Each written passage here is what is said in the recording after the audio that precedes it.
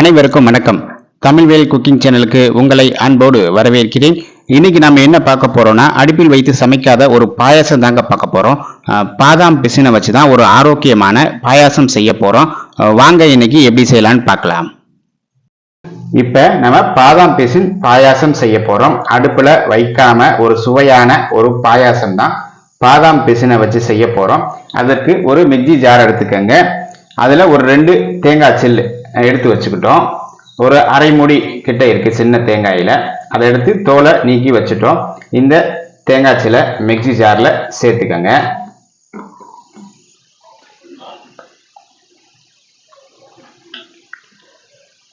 இதுல ஒரு 4 முந்திரி, ஒரு 5 பாதாம் வச்சிருக்கிறோம்.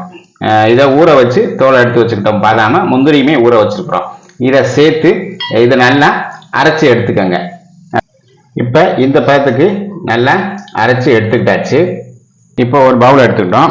பவுல் எடுத்துட்டு பாதாம் பிசினை நைட்டே ஊற வச்சு வச்சிருக்கிறோம். அந்த ஊற வச்ச பாதாம் பிசினை ஒரு 3 ஸ்பூன் அளவு சேர்த்துக்கங்க.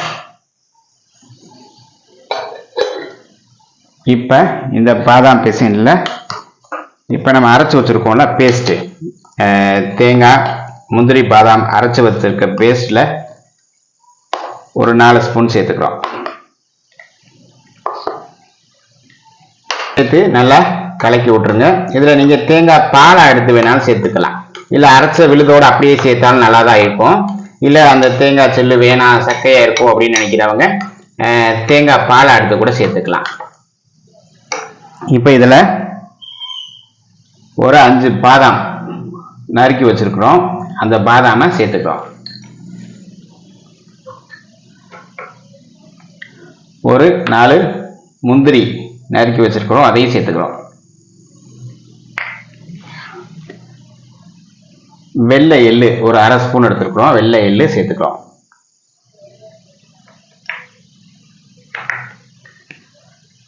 வெள்ளரி விதை ஒரு அரை ஸ்பூன் இருக்கு, அரை ஸ்பூன் எடுத்துக்கிறோம். இது வேற நட்ஸ் என்ன இருந்தாலும் நீங்க சேர்த்துக்கலாம். திராட்சை, வால்நட்டு, பேரிச்சம்பழம், அத்திப்பழம் எது வேணாலும் சேர்த்துக்கலாம். என்ன நட்ஸ் உங்கள்கிட்ட இருக்கோ அதை எல்லாத்தையும் சேர்த்துக்கங்க. அடுத்து மாதுளை முத்துக்கள் கொஞ்சம் எடுத்து வச்சிருக்கிறோம். ஒரு 3 ஸ்பூன் அளவு அதையும் சேர்த்துக்கங்க. வேற என்ன ஃப்ரூட்ஸ் இருந்தாலும் நீங்க சின்னதா கட் பண்ணி சேர்த்துக்கலாம்.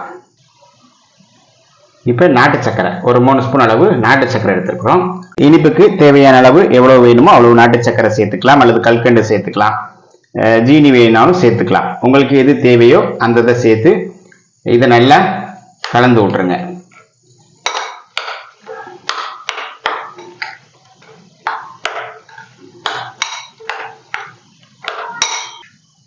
நல்லா கலந்து எடுத்துக்கிட்டாச்சு. உங்களுக்கு எவ்வளவு இனிப்பு தேவையோ அவ்வளவு போட்டுக்கோங்க. அவ்வளோதாங்க. இதை அப்படியே நம்ம சாப்பிடலாம். சுவையான அடுப்பில் வைக்காத பாதாம் பிசின் பாயாசம் இது அவ்வளோ அருமையாக இருக்கும். அவ்வளோதாங்க, நம்மளோட பாதாம் பிசின் பாயாசம் ரெடி ஆயிடுச்சு. நீங்கள் ஒரு தடவை இதை செஞ்சு சாப்பிட்டு பாருங்க. சாப்பிட்டு பார்த்துட்டு எப்படி இருக்குன்றத கமெண்ட்ல சொல்லுங்க. இந்த வீடியோ பிடிச்சிருந்துச்சுன்னா நம்மளுடைய தமிழ்வேல் குக்கிங் சேனலை சப்ஸ்கிரைப் பண்ணுங்க, லைக் பண்ணுங்க, ஷேர் பண்ணுங்க, கமெண்ட் பண்ணுங்க. மற்றும் ஒரு காணொளியில் சந்திப்போம். நன்றி, வணக்கம்.